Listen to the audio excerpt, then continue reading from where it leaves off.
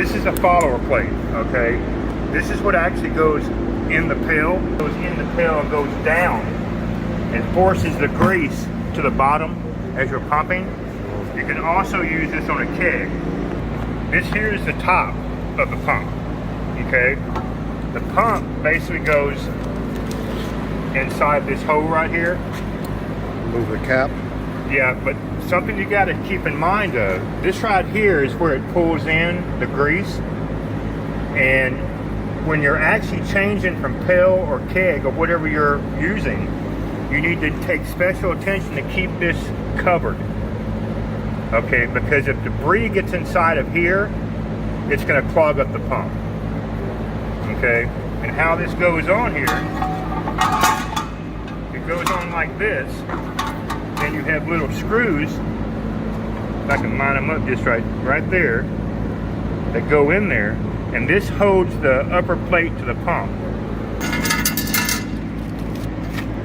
These little bitty babies right here go into here, just like this.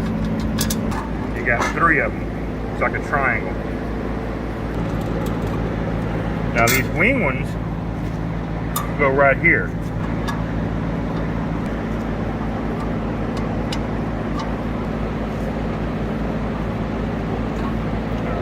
This just goes right on top like that. This here is for your air. Right here, once you take this little tab out, this is for your air. This right here is for your hose. This is a line out for your hose. It's a high pressure hose. A B2, which is the guns. Now these guns are nice because they have a swivel already built into them. That comes standard with this kit, right? Yes, it does. Most guns that you got, that you buy from other companies, do not have this. And this piece right here, depending on where you're at in the country, could be quite expensive. But you really need this swivel for the gun. But the other end goes to here. Okay, so we have the hose going to here, and this going to here, which completes it. All right. Now, I know what you're saying. You're saying, Dave, this isn't long enough to do what I need to do. So Macnaught makes an extension that plugs right into here and comes out. And it's very flexible. You can get it anywhere you want. These wheels go on the bottom of this, okay, which makes this pail mobile. So you can move it around your shop and whatnot. And then of course you have the extra wing nuts that go into here to help hold to the pail. Okay, this is gasoil. All right, you can buy this, and most pipe companies are companies that service the oil industry. And the reason I use this is because it's actually made for gas, which is probably the harshest liquid that you can pump through something. Obviously, this is going to be for grease or oil or something like that. You don't really need to use it on that, but since I buy it, I use it on everything. And what we do, once we spit that on there, we'll put this on there. It'll go on. There we go. So we're on here, just like that, just enough to seal it. And we'll take our B2 and screw it right into here. Same way, just like that. And once you do that, then the only thing left to put on here is a regulator, okay? And how this basically works, you're going to need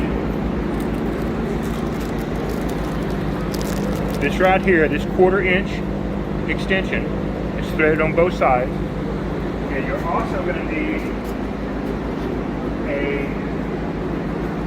I use this particular kind. There's about 20 of them out there. This is an M1 air connector.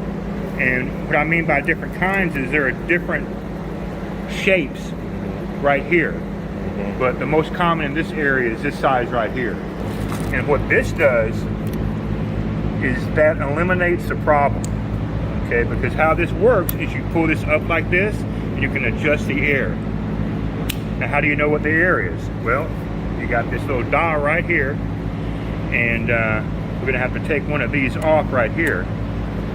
But basically what you want to do is you want to figure out, now as you can see, this is out and this side is in. Okay, so the air goes in. So we're going to take this and put here. Air goes in and this is out. So we put this here. And then this goes right to here. This is all 1/4 inch, okay? Now, this right here spins.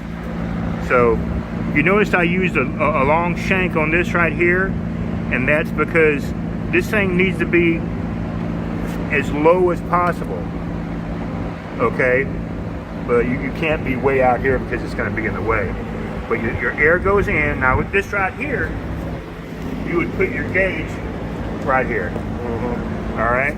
And you have each side of it, so it depends on how it's facing, depending on which one, because you want to be able to see the gauge when you're doing it. Once the gauge goes on, you put the air in, you pick this up, you turn it left and right, you'll actually see your gauge come up to the pressure that you want.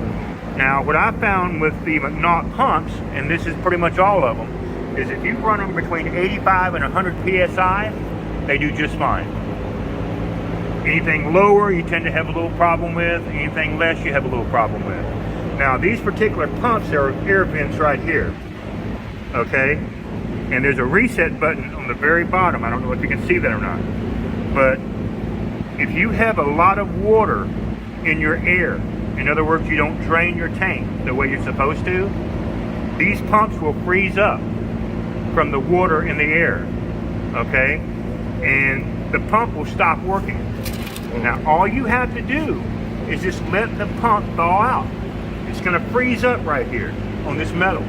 Let the pump thaw out and you'll use it again. These pumps are nearly indestructible. But that's the only problem with these little shorty Macnaught pumps. Okay, you see this number right here? It says 50 to 1. 50 to 1. So this is made for grease. Okay, something very, very thick. But like I said, the follower plate here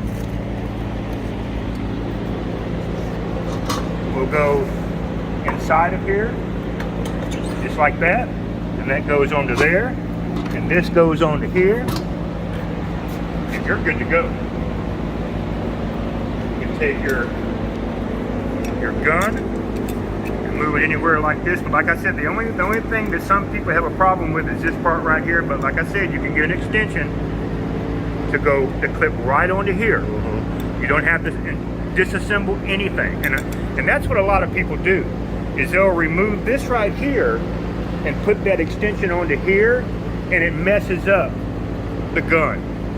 Don't do that. Always get the extension and put it right on the end. And the follower plate, you just leave it in there freely like that, and then it moves up on its own? Because it'll sit on top of the grease? As your product goes down in the pail, the follower plate will follow it. Gotcha.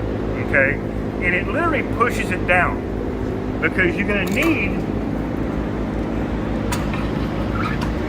the product to be here.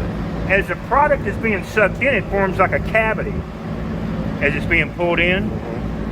And this plate will literally go down and keep that from happening. A lot of guys take this and just toss them. You need to use these.